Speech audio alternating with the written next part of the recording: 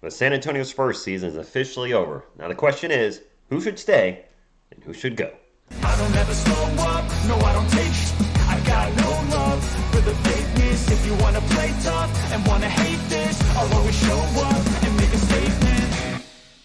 What is up, San Antonio Spurs fans? Welcome to TSR Sports. An interesting year to say the least, or interesting season to say the least for our San Antonio Spurs, as they didn't finish as the worst Spurs team of all time, but right now we are the second worst team in the NBA record-wise and have a chance at the second overall pick, and maybe the first. But that's not what we're here to talk about today. We're talking about some players that I thought were quite a pleasant surprise for our Spurs, especially at the end of the season. While I'm talking about these guys, drop a comment down below.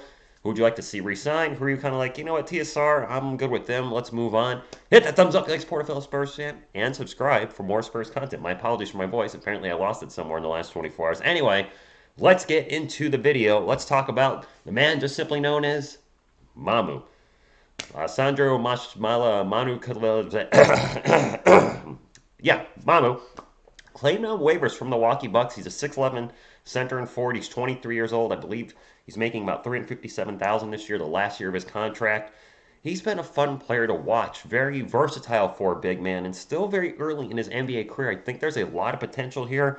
He is a spark plug off the bench. Fans seem to love him. I think the Spurs got to sign him immediately as soon as they can, whether it's 3 years, 4 years. I just like what he brings to the game. He's a great rebounder. You look at his stats there in only 23 minutes a game. He was grounding out 7 boards per game. He can score. He can shoot the three.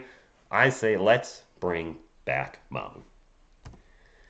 This player, Julian Champagnie, probably the biggest surprise for me, maybe, with players that we took off waivers, where I expected absolutely nothing from him whatsoever. I took a look at him at Basketball Reference. I'm like, okay, he's a 6'8 forward, 21 years old, played 2 games with Philly and played a whole total of 7 minutes. So I had absolutely zero expectations for him, and he has been an absolute pleasant surprise. 21 minutes a game, 15 games total, but ended up being one of our best three-point shooters, also chipped in 11 points per game.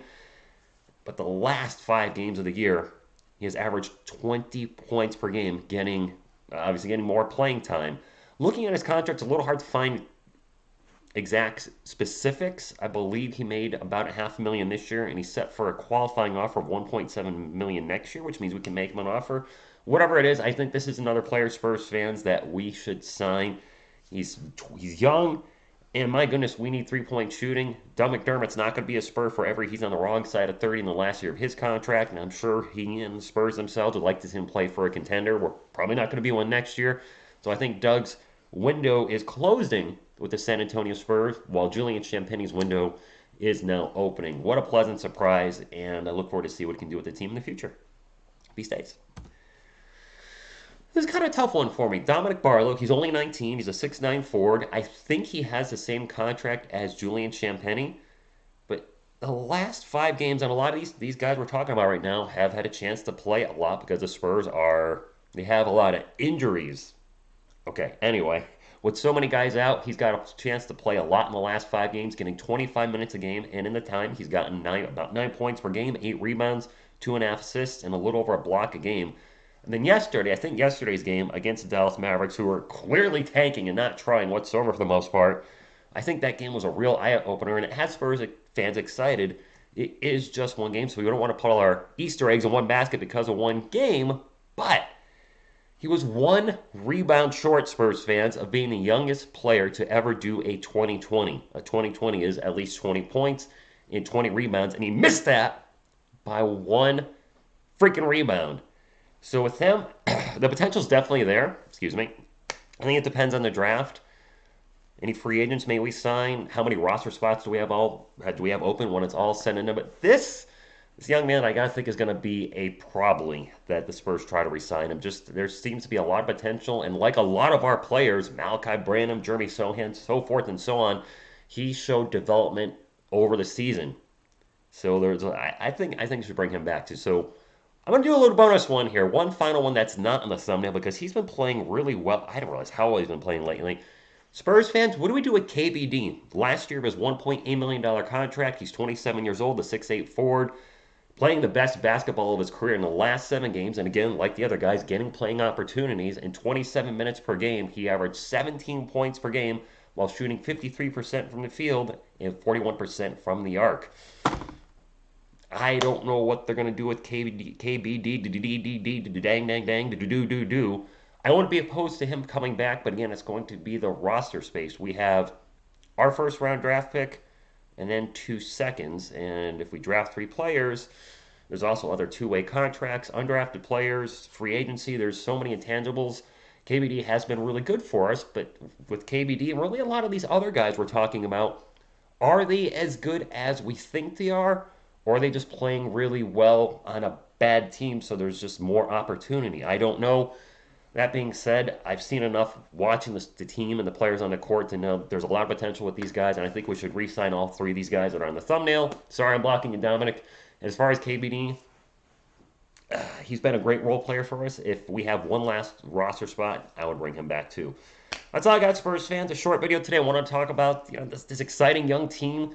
We're going to get a high draft pick. We're the second worst team overall based on record. We tie with the Rockets, but because of I think head to head, we're finishing second, so we have a little more opportunity for higher pick. And I can't wait to cover the draft. And if you're still here, this NBA playoff season is going to be the strive for 25. What I mean by that is by the end of the NBA Finals, I would like to hit 25,000 subscribers. I'm making an actual goal simply to try to get to. I'm going to cover a couple playing games this week, the Hawks game and the Bulls game. So covering some former San Antonio Spurs, which is always fun. The NBA playoffs start Saturday. I already have plans on Saturday. They're probably going to take up my whole day. And then starting next week, I plan on covering a lot of teams. It's going to be Eastern Conference teams. I don't want to stay up until all hours of the night covering the Warriors, Lakers, or any of those teams. It's just, I don't want to do it. But I do want to cover teams with former Spurs players. If the Bulls go far, continue to cover them. If the Hawks make a run, cover them. And the Celtics with Derek White, cover them. I'm just excited to be doing NBA playoffs again. I got a whole new setup that I'll be doing. You know what? For those of you that are sticking around, I'm going to give you a sneak peek of my setup for. Yeah, you know what? You have to tune in. You have to tune in for the game. I was going to get a little sneak peek, but I was like, you know what? I'll just be live for the game tomorrow between the Hawks and the Heat, and it should be a lot of fun. Strive for 25, my friends. Hope we make it. Thank you for watching the video. Appreciate all your support. To those Spurs fans that were still coming in the streams at the end of the season with the team being just totally out of everything and sometimes losing pretty poorly. I appreciate y'all that still came in and said, you know what, I'll still hang out even though the team is just borderline unwatchable at times. But next year is going to be a fun year. Victor Wembanyama, come on, number one, let's make it happen. Of course, I'll be covering the lottery selections in the draft. Anyway, that's all I got. I'm rambling now. Thank y'all for tuning in. Until next time, and as always, go Spurs, go!